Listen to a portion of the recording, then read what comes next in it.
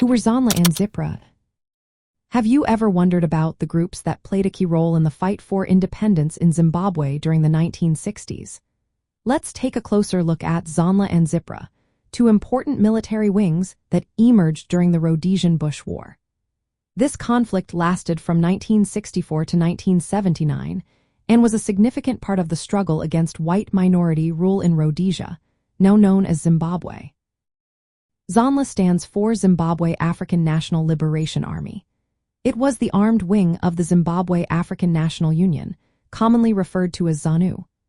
ZANLA was formed in the early 1960s and primarily operated from bases in neighboring Mozambique and Zambia. The group focused on guerrilla warfare tactics, which included ambushes and sabotage. Their goal was to wage a prolonged insurgency against the Rhodesian government forces. The intensity of ZANLA's operations increased significantly after the unilateral declaration of independence by Rhodesia in 1965. This declaration was made by the white minority government, asserting independence from Britain without granting majority rule to the black population. Initially, ZANLA's attacks were sporadic, but as the conflict progressed, they developed into a broader military struggle.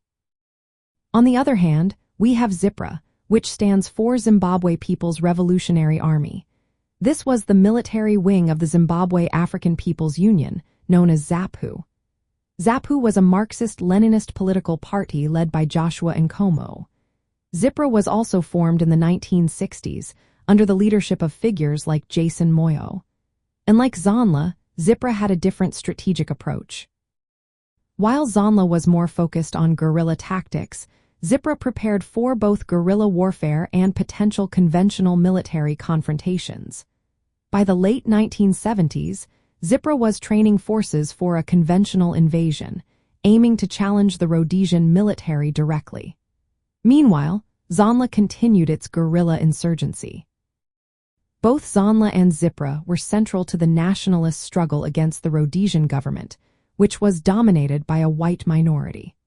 Their efforts were part of a larger liberation movement that sought to end colonial and minority rule, ultimately leading to the independence of Zimbabwe in 1980. The Rhodesian Bush War itself was influenced by Cold War dynamics, with external support coming from neighboring countries and global powers. In the context of 1960s nostalgia, these forces represented the rising tide of African nationalism and the fight for self-determination. The conflict was a dramatic chapter in the era's global struggle, reflecting the hopes and tensions of that transformative time.